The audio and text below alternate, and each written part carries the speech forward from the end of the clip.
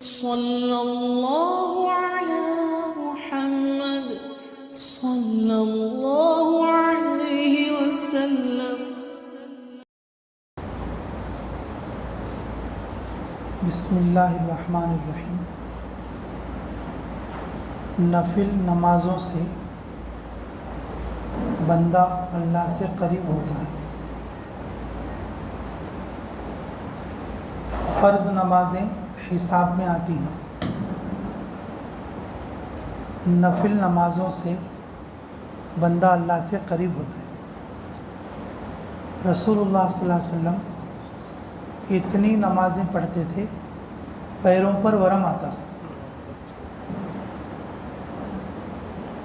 اماں جان عائشہ صدیقہ رضی اللہ تعالیٰ عنہ کی روایت ہے،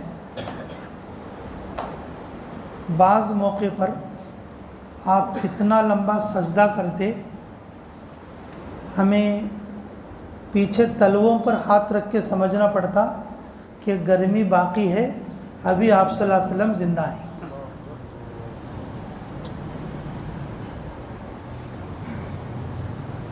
اللہ رب العزت آپ صلی اللہ علیہ وسلم کے اگلے گناہ بھی معاف کر دیے اور پچھلے گناہ بھی معاف کر دیے۔ لیغفر لک اللہ ما تقدم وما تاخر۔ اللہ نے ارشاد فرمایا تمہارے اگلے گناہ بھی معاف ہیں اور پچھلے گناہ بھی معاف ہیں۔ رسول اللہ صلی اللہ علیہ وسلم سے کوئی گناہ بھی نہیں ہوا، اللہ نے بچا لیا۔ انبیاء معصوم ہوتے ہیں، اور اللہ نے پھر مغفرت کا اعلان بھی کر دیا۔ اللہ نے مغفرت کا کیا کر دیا؟ اعلان بھی کر دیا۔ اس کے باوجود میرے عزیزو، رسول اللہ صلی اللہ علیہ وسلم 6 پارے 2 رکعت میں پڑھتے تھے۔ کتنے پارے بولو؟ 6 پارے 2 رکعت۔ اب یہاں جتنے بیٹھے نا، اس میں بہت کم ایسے لوگ نکلیں گے اگر ہم گنیں گے تو کہ پورے رمضان کی ساری تراویح پڑھی ہو۔ نکلتی کیا بھائی ایسے آدمی؟ 2 رکعت تو بھی چلے جاتے ہیں پیشاب کرنے میں، لیٹرین کریں 2 رکعت تو بھی جاتے۔ کوئی آدمی ایسا نہیں نکلے گا جو رمضان کے جو 20 تراویح ہیں نا، وہ پورے مہینے کے پورے پڑھ لیے ہوں۔ اگر ایسا کوئی آدمی ہے تو بہت بڑا پالے گاڑی چل، یہ ہمارے کرنول کا سلانگ ہے، بہت بڑا کیا ہے انہوں؟ پالے گاڑ ہے۔ اللہ کی رحمت ہے اس کے ساتھ، اللہ کی رحمت ہے اس کے ساتھ۔ میرے عزیزو، ہمارے نبی محمد الرسول اللہ صلی اللہ علیہ وسلم کے اتنی ساری نعمتوں کے باوجود اور اللہ تعالیٰ کے حبیب ہونے کے باوجود نفل نمازوں میں اتنا ٹائم لگاتے کہ آپ کے پیروں پر کیا جاتا بولو؟ ورم آ جاتا۔ لیکن ہم لوگ نفل نمازوں کی طرف توجہ نہیں دیتے۔ ہماری جماعت ایک مرتبہ یوگانڈا گئی تھی۔ یہ ایک امام صاحب ہے، وہاں مرکز کے امام صاحب، مساکا ڈسٹرکٹ کے مرکز کے امیر امام صاحب، اور وہاں کے ذمہ دار بھی ہیں انہوں۔ ہمیں پہلے دن ملاقات کے لیے گئی، ان سے پوچھی کہ السلام علیکم حضرت۔ اب ہمارے آندھرا میں کیسا رہتا، ملاقات کو جماعتیں گئے تو خیریت سے ہیں کیا، بچے کتنے، ایسا 2-4 باتیں تکلف دور کرنے کے لیے پوچھ لیتے نا۔ تو میں نے پوچھا ان سے کہ آپ کے کتنے بچے؟ بولے کہ مجھے گنتی کا پتہ نہیں۔ بولے انہوں کیا بولے؟ مجھے گنتی کا پتہ نہیں۔ میں نے کہا عجیب بات ہے کہ تمہیں اس کی گنتی کا پتہ نہیں کہ بچے کتنے تمہارے؟ میں کہا پھر ابھی بلاتا ہوں گنیں گے، گنیں گے۔ انہوں نے کچھ آواز لگائی اپنی زبان میں، بچے بہت سارے آ گئے۔ تو ہم کیا سمجھے، میں انگلش میں بات کر رہا تھا کہ شاید انہوں سمجھے نہیں میں ان کے بچوں کے بارے میں پوچھ رہا ہوں، لیکن وہ خالی محلے کے بچوں بلے سر کا ہے، پورے محلے کے بچوں کو بلے سر کا ہے۔ میں بولا کہ نہیں پورے محلے کے بچے نہیں تمہارے بچے. بولا میں کہتا ہاں یہ سب نہیں یہ سب میرے بچے. پورے گنے تو 30 پر 4 بچے تھے. پورے گنے تو کتنے تھے بولو 30 پر 4 بچے تھے 4 بیویاں تھے ان کی. یوگانڈا کی حالت کیسی ہے بول تو 10 بچے ہونے کے بعد وہاں کا جو جنرل آدمی رہتا نا اسے بڑے آدمی میں ملا دیں. بڑے آدمی میں پنچایت میں بیٹھنا اس کی بات کون تو بھی لینا سننا بول کو بولے تو اسے کیا رہنا بولو کتنے بچے رہنا 10 بچے ہونے کے بعد اسے بڑے آدمی میں شرکت کر دیں. اسے بڑے آدمی سر کا دیکھتے 10 بچے سے کم رہا تو بچہ جا رہے تو کیا بولتا میرے کو بول کے بولتے رہتے. میرے ایسے اب دیکھو یہ بات بولنے کے لیے میں یہ واقعہ سنے تو آپ کو یہ بات بولنے کے لیے یہ واقعہ سنے میں انہوں کہ جس وقت میں پہلی شادی کرے تھے پہلی بیوی کو مستورات میں انڈیا پونا کو لے کو آئے تھے. مستورات جماعت میں کون سے قوم کو لے گئے تھے پونا انڈیا کو لے کر آئے تھے.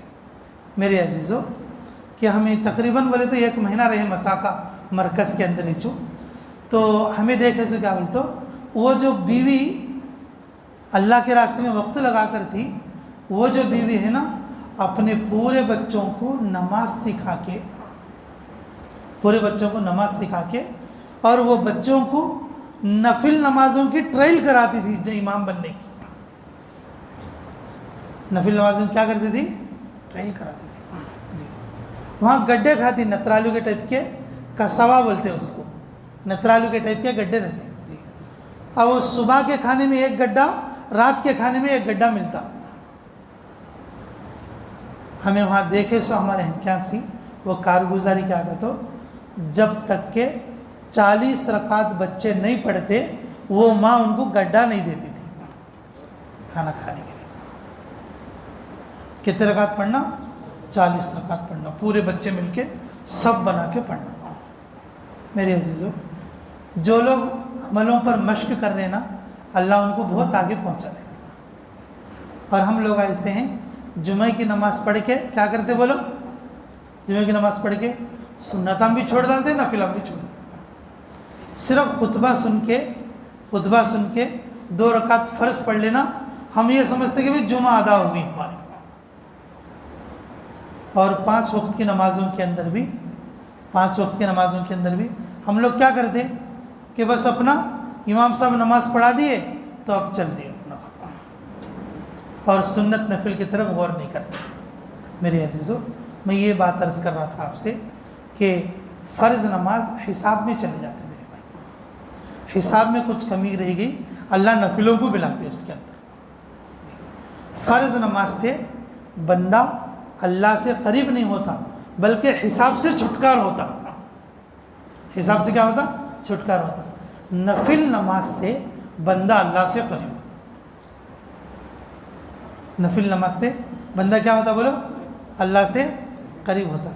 رسول اللہ صلی اللہ علیہ وسلم بی بی عائشہ کے کمرے میں مصلی بچھا کے نماز پڑھتے تھے.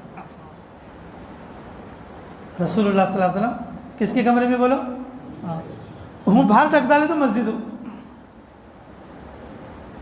دیکھیں مدینہ گئے رہتے نا روم میں سے یوں باہر ڈھک ڈالے تو ریاض الجنہ مسجد بھی نہیں پوری دنیا کی مسجد کا بہترین حصہ روم کے اندر سے ایسا ہوں باہر ڈھک ڈالے تو کیا ہے بولو ریاض الجنہ. پھر روم میں کہیں پڑھی با نماز سنو اپنی بیوی کے روم میں کہیں پڑھی نماز ہو خالی ڈھک ڈالے تو مسجد تو جی ریاض الجنہ کا حصہ. رسول اللہ صلی اللہ علیہ وسلم اپنی بیوی کو بازو میں سلا کے اور گھر میں مصلی بچھا کے نماز پڑھے. میرے عزیزوں ہم لوگوں کو سبق دینے کے لیے میرے امتی اپنے گھروں میں مصلی بچھا کر کیا پڑھے بھائی نفل نماز پڑھے.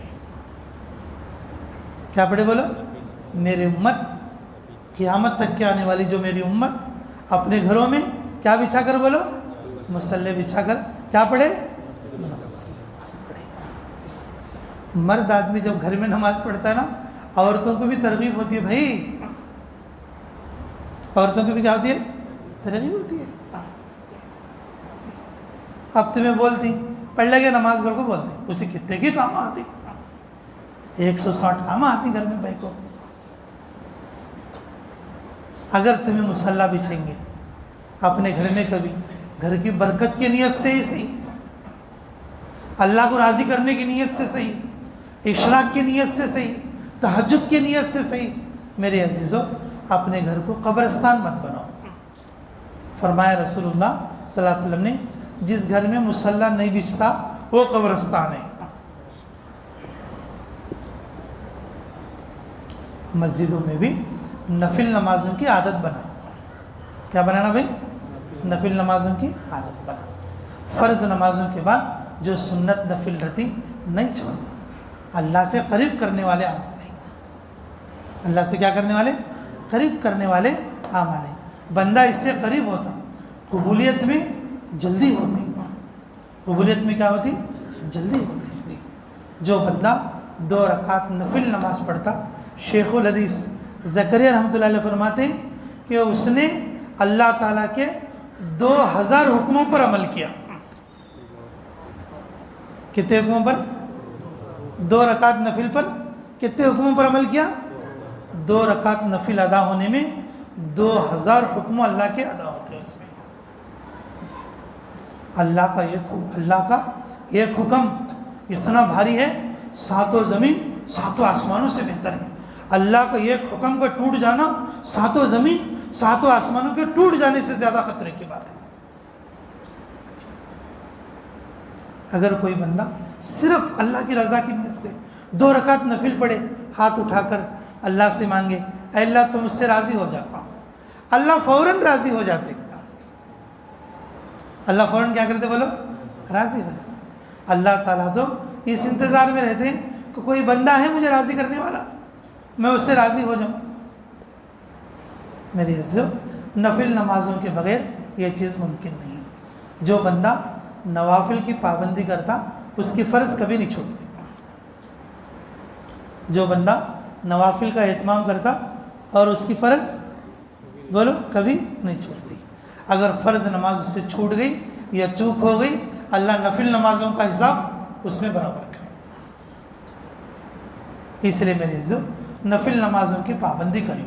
فرض نماز تو آپ لوگ پڑھتے ہی ہیں، لیکن سنت نفلوں میں بہت زیادہ کیا کرتے بولو؟ سستی کرتے. اس کی ایک مثال میں نے دی رمضان کی. 20 تراویح بہت مشکل سے پڑھتے لوگ. ہمیں صبح میں بھی کوئی نہ کوئی گئی رہتی ہے. پچھلے رمضان کو یاد کر لو، اس سے پہلے رمضان کی یاد کر لو، اس سے پہلے رمضان کی یاد کر لو. اگر کیا ذرا فرق ہوا تو بھی سب سے پہلے چھوڑنے والی چیز کیا کہتا؟ روزہ نماز. کیا ذرا فرق ہوا تو بھی سب سے پہلے چھوڑنے والی چیز کیا بولو؟ روزہ نماز. میرے عزیزو اب رمضان سر پہ آ رہے ہیں، سچے دل سے نیت کرو پوری طرح بھی پڑھیں گے انشاءاللہ، ایک بھی نہیں. اب بات آئی نا تمہارے سامنے، اب سچی نیت کرو پورے رمضان میں اور پورے ہر دن کی 20 رکعت اور پورے رمضان بھر کہ میں بھی پڑھوں گا، میرے دوستوں کو بھی پڑھواؤں گا. کوشش کرو گے انشاءاللہ. اپنے گھروں میں بھی مصلی بچھاؤ گے. مرد لوگ جب مصلی بچھاتے ہیں عورتوں کو بھی ترغیب ہوتی ہے اور بچوں کو بھی کیا ہوتی ہے بولو؟ ترغیب ہوتی ہے. ہمیں مر گئے تو ہمارے بچے وہی یاد رکھ لینے کا.